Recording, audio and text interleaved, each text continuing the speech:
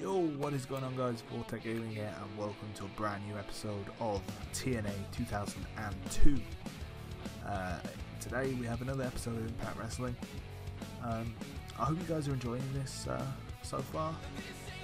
It's something a little different, you know. I mean, I've only really done modern day mods so far, so you know, this is something different.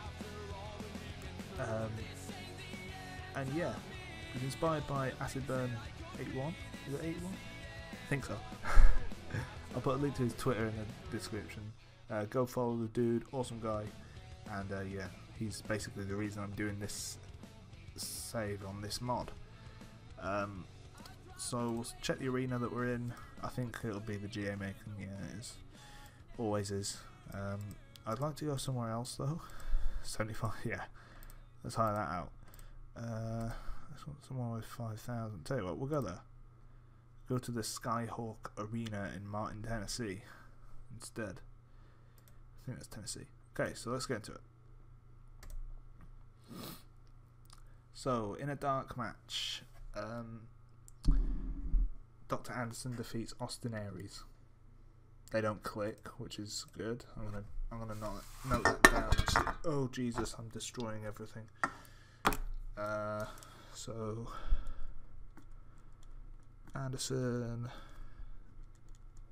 Aries, don't click. That helps me out when I'm booking matches in the future.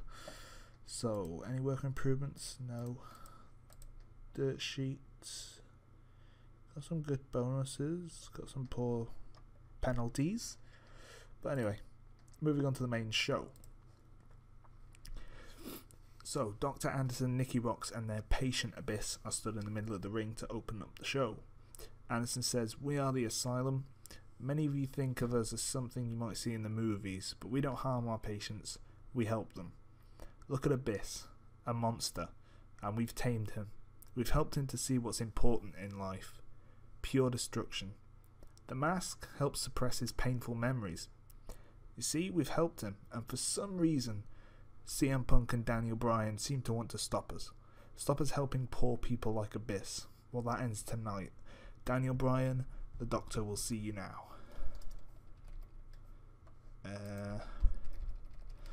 Daniel Bryan walks down to the ring and has barely got in when Anderson and Abyss begin to beat down on him ahead of Bryan and Abyss's match. I'm going to sneeze in a minute, hang on. Okay, maybe not. So Abyss has switched to the animal gimmick, which has got a 96, as has Daniel Bryan's Young Lion gimmick.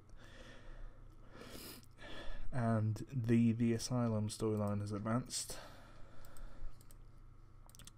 All got good morale, like good gimmicks, quality. Right. So next up, the match itself. Jeez. Okay. I'll take that. So in a match that had some good action and average heat, Abyss defeated Daniel Bryan in 7 minutes 37 by pinfall with the Black Hole Slam after Nikki Rocks interfered. That's a pretty damn good match. To say Abyss is in it, I think that's the best match Abyss has had so far. Not 100% sure, but penalised for booking decisions. I think I kept Daniel Bryan strong and a bit long, a bit short. One or two. I'm not sure. Anyway, moving on. So Beer Money and Gail Kim make their way down to the announce table ahead of Kazarian's match, obviously to scout their opponents at TNA Genesis.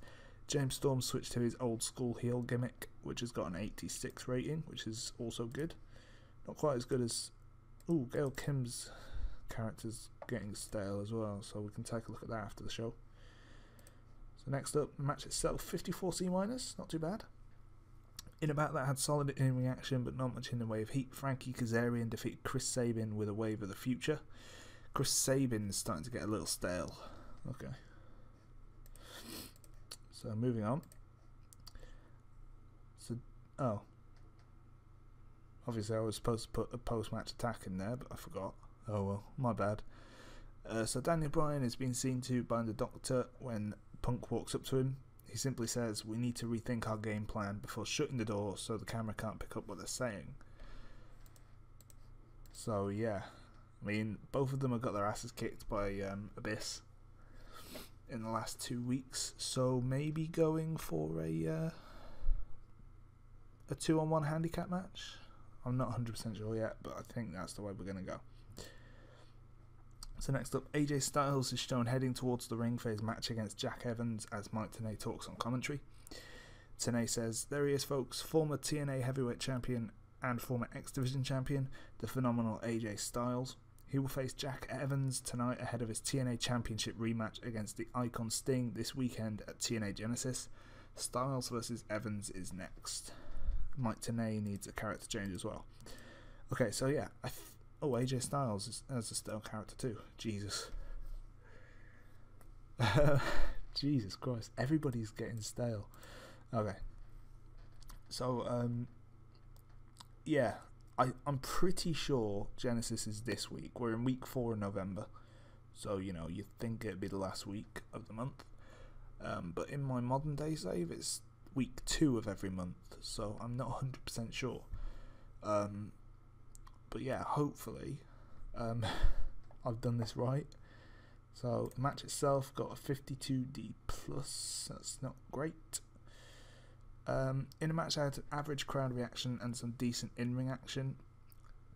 AJ Styles defeated Jack Evans by pinfall with a Styles Clash. Jack Evans has debuted his Blue Chipper gimmick, which has only got a 62 rating. That's not great. Pardon me. The match was too long given who was involved. I think Jack Evans is only an opener, so yeah, it was a bit too long. But the performance for AJ Styles stood out as being good, you know, which is what we really want.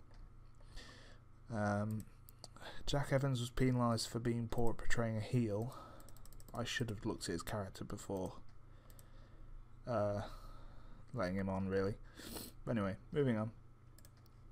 48D+. AJ Styles grabs the mic following his win over Jack Evans and stands in the middle of the ring until the fans quieten down. He says, "Last month at Bound for Glory, WCW's Icon Sting walked down a TNA ramp for the very first time. That's great, you know, really great. But what in his right mind gives him the right to just march in here and take my title? Sting, listen up, because this Sunday at TNA Genesis, the phenomenal one AJ Styles walks down that ramp, pins your shoulders to the mat to become a 2-time TNA Heavyweight Champion."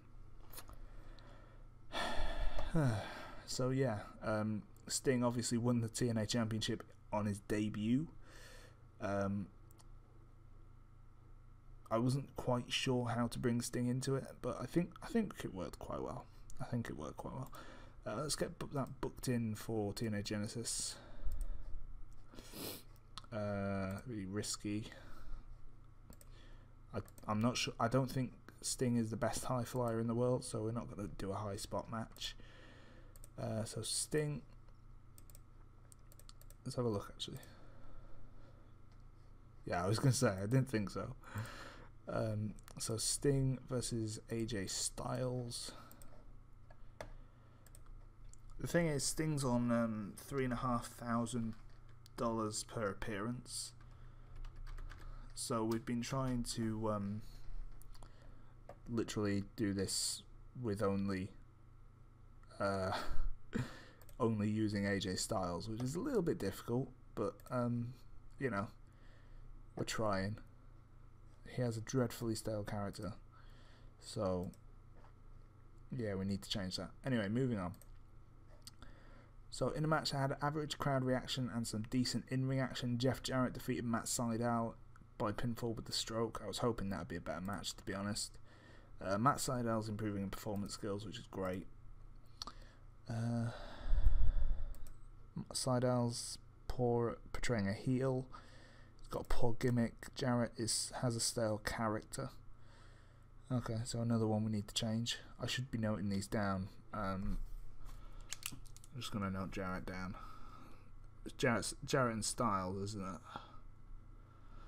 I'll note them two down. I can't remember who else it was. Gail Kim, I think, had a style character, didn't she? Gail Kim. And I honestly... Frankie Kazarian? No, Chris Sabin. It was Chris Sabin, wasn't it? Chris Sabin. Okay. Alright, moving on. So Jeff Jarrett rolls over the announce table following his win over Matt. Okay, I think that's supposed to be rolls over to the announce table following his win over Matt Sydal and grabs a headset. He says, "Sorry, Mike. JBL, you want a shot at my #1 contendership at TNA Genesis? You got it. But don't be disappointed when you lose, because when you do, you won't be allowed another TNA heavyweight title shot ever." TNA then says, "There you have it, folks. Another match added to the TNA Genesis card. Jeff Jarrett versus JBL for Jarrett's TNA Heavyweight Championship #1 contendership. But if Jarrett wins, JBL will never be #1 contender again." And Mike Tenay needs a character change. Tenay. Okay, so storylines advanced. It's pretty good rating for a promo. Jeff Jarrett, I think I've already got him down. So yeah, let's get that booked in. So TNA Genesis, next scheduled Sunday, week 4. Is that what that is? Yeah. Okay, so cool. So we got it right. That's good. Book match, risky. I think I'm actually going to do a brawl. Hang on. Let's just book match, risky brawl. Let's have a look and see. So I'm not 100% sure how good Jeff Jarrett is brawling. I know JBL's good at it. Jarrett's okay. He's good at brawling. So it's going to be Jarrett versus JBL in a brawl-based match for the #1 contendership, which is good. JBL's got great momentum, but Jeff Jarrett doesn't, which is why I'm tempted to put JBL over. But that would mean putting AJ Styles over at Genesis as well, which I don't think Sting's going to like, because Styles is only an upper mid-carder. But we'll see. We'll have a look. We'll see how it goes. We'll see how it goes. So moving on. Oh shit.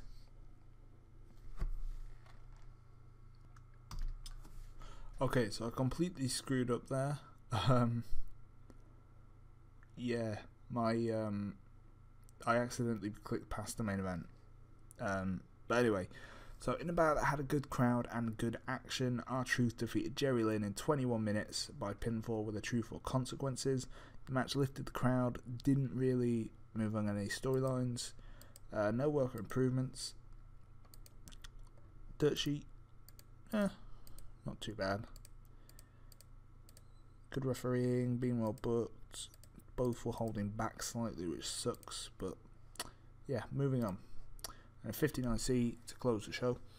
So R-Truth is celebrating his win over Jerry Lynn on the turnbuckle when Loki attacks him from behind, knocking him out onto the floor. Loki slams him into the metal barriers numerous times before rolling him back into the ring, where Jerry Lynn has made his way back to his feet. Loki signals to Lynn, who begins to place R-Truth near the turnbuckles before delivering a few kicks as Loki climbs to the top rope. He then hits a Warrior's Way off the top rope onto R-Truth before celebrating with the X Division Championship. Mike Tenay then says, "A vicious attack here from Loki with a little help from Jerry Lynn. This Sunday at TNA Genesis, Loki gets his rematch against R-Truth for the TNA X Division Championship." So that's moved on the storyline. They all got bonuses for high morale and good gimmick, which is good. Book that in. That'll be a high spot match.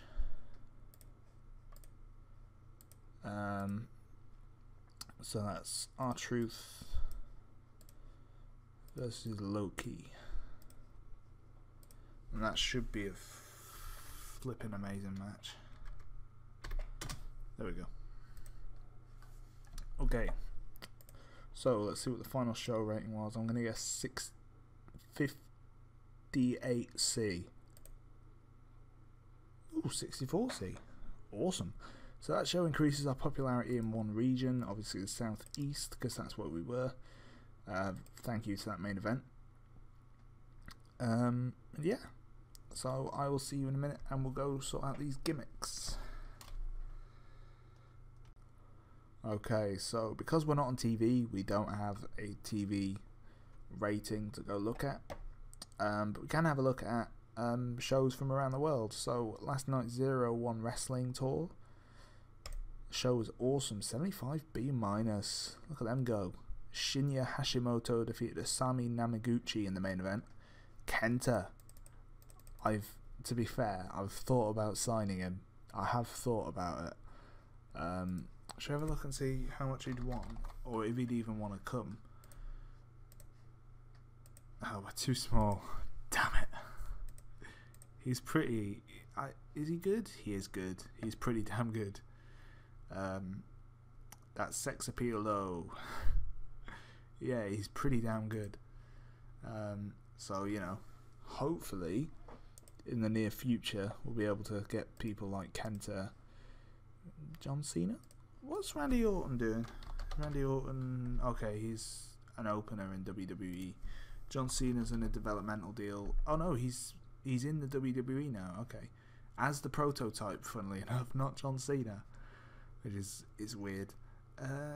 Who else was the guy in the hood on TNA in the Revolution? Manic. What's his real name? TJ? Well, there he is. Where'd he go? Huh. Tyson Kidd's in New Japan Pro Wrestling. A Stampede Kid. He's not bad, you know. But he's on a written deal, so. Right, what was it? TJ. There he is. TJ Perkins. He's unemployed. And he's pretty damn good, high spot wise.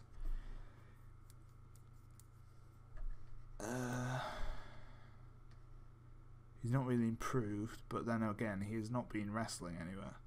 He only joined the game in September, fair enough. That's tempting, you know.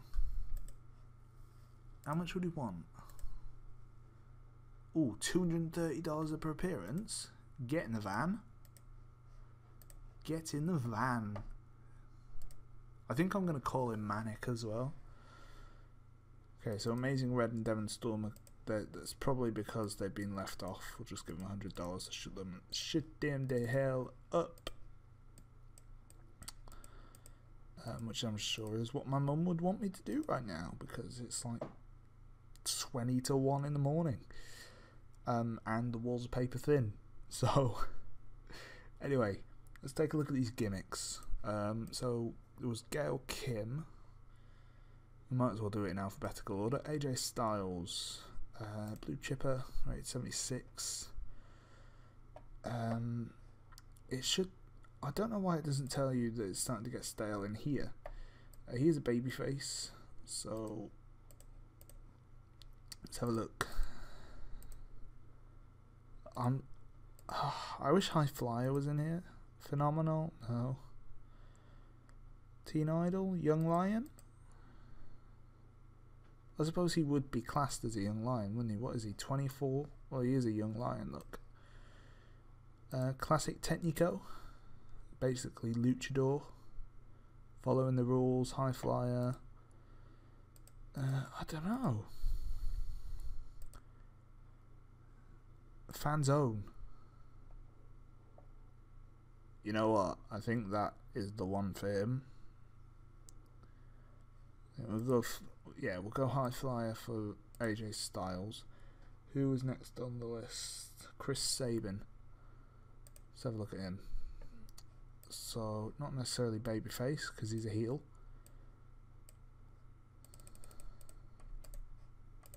There we go. Okay. Frustrated golfer. Oh dear. Metalheads? Maybe? No? I think that's the only one in that list that really suits him. So, yeah, we'll go Metalhead. Okay, next up is Gail Kim. She's a bitch at the moment. Interesting. Let's go 90, see what there is. Oh, she's still got loads.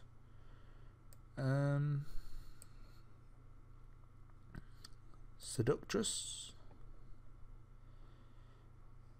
No reason why Gail Kim. Yeah, let's go with that. Okay, maybe not that one.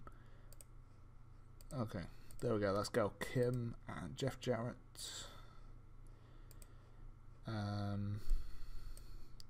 be babyface, wouldn't he? Oh, there we go. Right. Badass. Legend?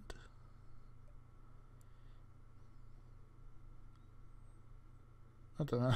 Do you remember when Jeff Jarrett went through his MMA phase in TNA? Oh dear, that was funny. Old school face. Yeah, we'll go old school face, I think. Oh, he already has that gimmick. Maybe not. I don't know.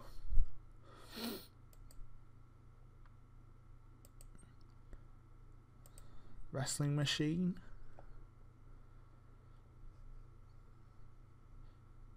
I mean, there's not really blue collar. What's that? Honest, hard working.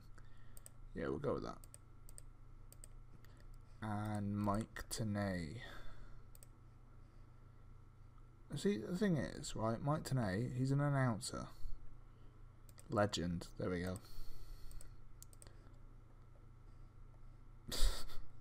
I should give him the loner gimmick because, just because he's alone on the announce desk. Let's do that, actually. Loner. Okay. So that's all them sorted. Or, well, that's the ones that we saw sorted. I'm sure there will be more. Carlito. I might do something with him soon as well. He's not very good, though, to be honest. I only signed him because it's Carlito. We actually made a profit on that show, which is good. That's something we've been struggling with. You can see here. That's when we got taken over by Panda Energy in September. But you can see making a profit has been something we've not been doing very good at lately. We were fine up until July, and then for some reason we just kept losing money. I mean, we did get given more than 1.2 million. I think we got given 1.3 maybe. But that's because I was using all my kind of main eventers, which wasn't great for money. But yeah, let's take a look at size. Are we at 46? No. I just want to get that up. I think we might start doing shows in the tri-state area. But then again, saying that will lose us money because we won't be getting as big attendances, which is really annoying. So yeah, we'll carry on southeast. The problem is, I think we need to get to Colt to get a TV deal. So we will have to go outside the southeast. Maybe every other show outside the southeast, starting from Genesis. But yeah, that's it really, guys. Thank you very much for watching. If you liked the video, then please leave a like. And obviously let us know what you think of the video in the comments section down below. Also, if you like the video, then, you know, share it amongst your friends, people who you might think would like this. You know, it really helps us out, helps the channel grow. And if you are new, then, you know, click the subscribe button and you can get plenty more TEW goodness in the future. And hopefully some FM. I do say that like every video. I've said, yeah, I'll be doing some Football Manager in the future. No, but I do have a save sorted for that. It's gonna be hard, but it's gonna be some good fun. That will be coming in the near future.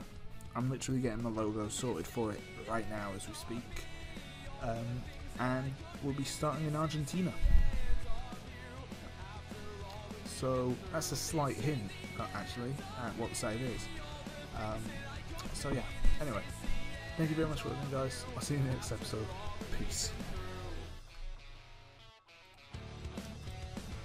There we go. That's booked in for next week. Right, main event time. Jesus.